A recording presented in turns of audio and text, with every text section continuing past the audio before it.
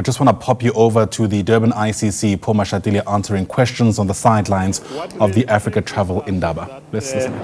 There are a lot of people also from the continent here, various the tourism groups, people who own lodges, hotels are here. And we want to see this kind of interconnectedness. We want to see African people working together, doing business together, sharing experiences, cultures, and that's what this travel Indaba is doing. Is really putting people of this continent together. But as you can see, they are interacting with other people from all over the world. Yes. South Africa is a beautiful country, and Durban, Etegwini is a beautiful city. You can see. Yes. So, Premier, well done. I don't know where the MEC, I don't know where the mayor is. Yeah. Premier can say something. No. Okay. I'm hosting the mic. No, we are excited to see tourism, in fact, helping to grow our province and providing our province, in fact, for more international tourists to come into our country, into our province. Well, in fact, I think it's a successful one.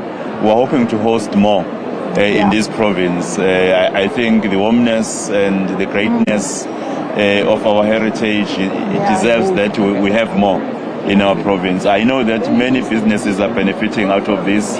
Even the emerging business, local business, they are benefiting out of this. We're grateful. Thank you. And how are we doing from an infrastructure point of view, where we're supporting tourism within the country? How are we making progress on all these elements? Infrastructure. Well, where we, as a Department of Tourism, we are working together with municipalities, with the provinces, and helping to maintain our natural heritage sites. But we also invest in new tourism assets. So every year we invest from the Department of Tourism, we put in 770 million. For this year, for the first time, we're going to partner with the PIC and get them to match us rand by rand. We're also discussing with the IDC, because the more we can diversify our tourism offering, the more visitors we will bring. So we're very hopeful that everything will work out and we can grow the sector even more. And the Deputy President committed to come back next year. Yes. Deputy President and Minister, just on the backdrop of what's happening in the US right now with those 45 white Afrikaners who have now been given refugee status in the US, what is your response to the utterances made by the US President Donald Trump around this, the genocide? Yes, we understand, but I'll answer tourism and then Deputy can answer. All right. The tourism from America has grown by more than 10%. There are more flights coming from America to South Africa. America is participating in a G20 working group that's taking place here. So on the tourism side, we are growing our market from America.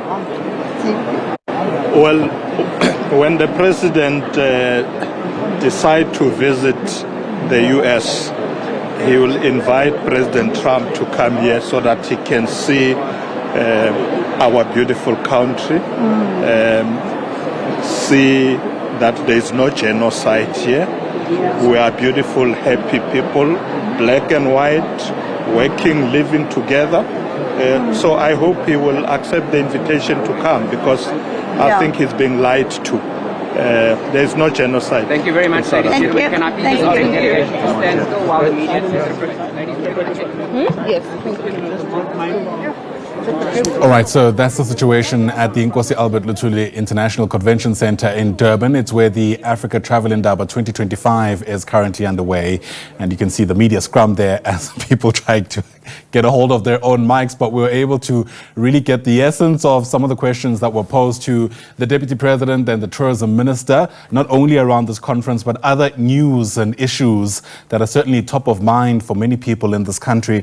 And one of those is yesterday's departure of those 49 Afrikaners who arrived at Dallas International Airport in Washington, D.C. And I'm not sure if you're able to catch that briefing as they arrived, but it was just extraordinary in some instances. We heard from senior officials of the U.S. government speaking about some of the atrocities that are apparently taking place in South Africa. President Cyril Ramaphosa speaking at a different event, in fact in Cote d'Ivoire, mentioning that he's already had a conversation with his counterpart in the U.S. in Donald Trump, and hopefully they'll get an opportunity to iron out some of the misinformation around what has been said to be taking place in the country.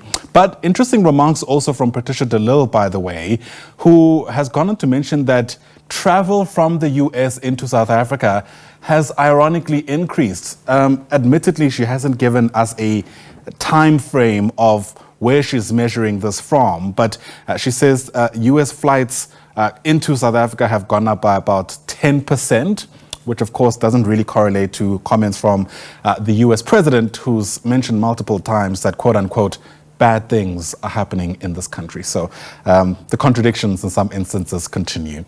We'll continue watching developments from the Africa Travel Indaba as they continue to unfold. And as you can see, as soon as there's anything worth your attention, we'll take you there live.